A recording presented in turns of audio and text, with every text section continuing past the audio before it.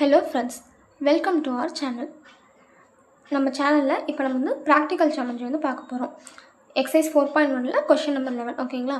இப்போ நான் உங்களுக்கு ரஃப் டயக்ராமே எப்படி சிம்பிளாக வரையுதுன்னு சொல்லித்தரேன். அதுக்கு ஃபஸ்ட்டு இந்த மாதிரி நார்மலான ட்ரையாங்கிள் வந்து வரைஞ்சிக்கோங்க. ஓகேவா? இப்போது நேம் வந்து கொடுத்துக்கோங்க LMN. ஏன்னா இதுதான் நம்ம ட்ரையாங்கிள் நேமு. இப்போ இது பாருங்கள், <1 அப்படின்னா என்னது? <1 அப்படின்னா கொடுத்துருக்கிற நம்மளோட ஃபேக்டர் வேல்யூ வந்துட்டு, ஸ்கேல் ஃபேக்டர் வந்துட்டு 1 விட சின்ன நம்பர் அப்படின்னா நம்ம என்ன பண்ணணும்? இருக்க பெரிய ட்ரையாங்கிளை விட நம்ம குட்டி ட்ரையாங்கிள் ஃபார்ம் பண்ண போகிறோம் அப்படின்னு சொல்லிட்டு.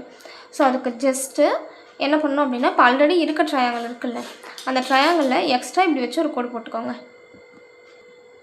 இப்படி கோடு போட்டோமா? இப்போ இதை வந்துட்டு L டேஷ், ஏன்னா இந்த எல்லை உள்ளே சுருக்கியிருக்கோம், இந்த எண்ணை உள்ளே சுருக்க போகிறோம் N டேஷ். இப்படி குறிச்சிக்கோங்க. ஓகேவா? ரஃப் டயக்ராம் சிம்பிளாக வரைஞ்சிக்கலாம். நெக்ஸ்ட்டு ஃபேர் டயக்ராம் எப்படி வரையுதுன்னு பார்க்கலாம். இப்போது ஆல்ரெடி நம்ம வந்துட்டு எனி சைஸ், ஓகேவா, சைஸ் ஃப்ரீ ட்ரையாங்கிள் எந்த மெஷர்மெண்ட்டும் உங்களுக்கு தோன்ற அளவுக்கு எடுத்துக்கோங்க. நமக்கு தெரியும் பெரிய ட்ரையாங்கிளை சின்னதாக்க போகிறோன்னு.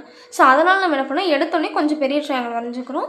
இப்போ என்ன பண்ணணும், இதை ஃபஸ்ட் சின்னதாக்கிறதுக்கு ஆங்கிள் எடுக்கணும். ஆங்கிள் வந்துட்டு நம்ம 45 டிகிரி இந்த எம்மில் வச்சுட்டு, எப்போவுமே பாருங்கள் LMN இந்த நடுவில் இருக்க வேல்யூ தான் இந்த இடத்துல வரணும். ஓகேவா?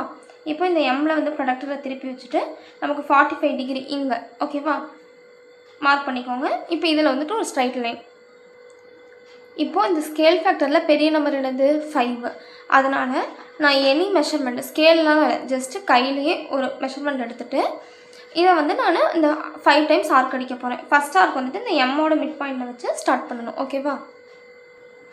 இப்போ பாருங்கள், நான் வந்து 5 எம் ஆர்க் வந்துட்டு வரைஞ்சிருக்கேன். இப்போ இதுக்கு வந்து நேம் கொடுத்துக்கலாம். இது வந்துட்டு M1, ஏன்னா இது எம்மோட ஆர்க். இது வந்து M2, இந்த மாதிரி M5 வரைக்கும் கொடுத்துருக்கேன். எப்படி அடிக்கணும்? ஃபஸ்ட் ஆர்க் வந்துட்டு எம்மோட சென்டரில் வச்சு அடிக்கணும். செகண்ட் ஆர்க் வந்துட்டு M1ஓட சென்டரில் வச்சு M2, அப்படியே அதோட சென்டர் இப்படி வச்சு கண்டினியூ பண்ணணும். இப்போ நமக்கு வந்துட்டு பெரிய ட்ரையாங்கிள் வந்து சின்ன ட்ரையாங்கிள் ஃபார்ம் பண்ண போகிறோம். இப்போ நமக்கு வந்துட்டு 5 தான் பெரிய வேல்யூ. அதனால் இந்த M5ஐயும் இந்த எண்ணையும் ஜாயின் பண்ணணும்.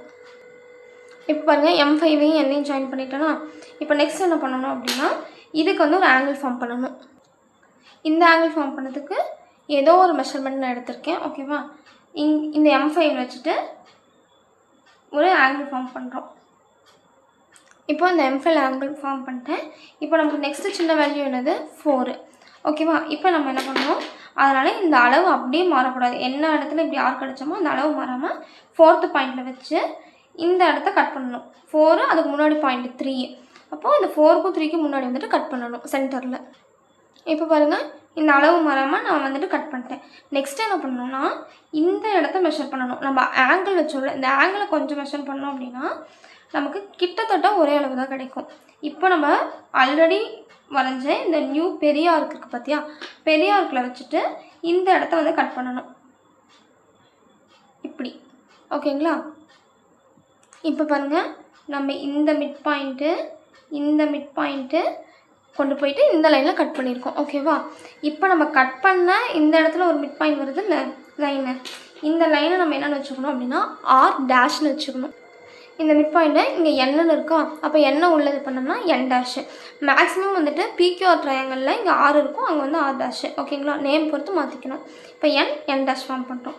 இப்போ நெக்ஸ்ட்டு சேம் ப்ரொசீஜர் என்ன பண்ணணும்னா, மேலே இருக்க ட்ரையாங்கிளுக்கு கீழே இருக்க ட்ரையாங்கிளுக்கு ஆங்கிள் ஃபார்ம் பண்ண மாதிரி இந்த மேலே இருக்க ட்ரையாங்கிளுக்கும் ஆங்கிள் ஃபார்ம் பண்ணணும். Any measurements. அப்போது எனி மெஷர்மெண்ட் எடுத்துகிட்டு நான் வந்துட்டு இந்த ஆங்கிள் ஃபார்ம் பண்ணியிருக்கேன் கொஞ்சம் சின்னதாக, இங்கே வச்சுட்டு இந்த என்னோட சென்டரில் வச்சுட்டு இங்கே ஒரு ஆங்கிள் ஃபார்ம் பண்ணணும். ஓகேவா? இப்போ இந்த அளவு மாறாமல் இந்த N டேஷில் வச்சுட்டு ஒரு பெரிய ஆர்க்கு.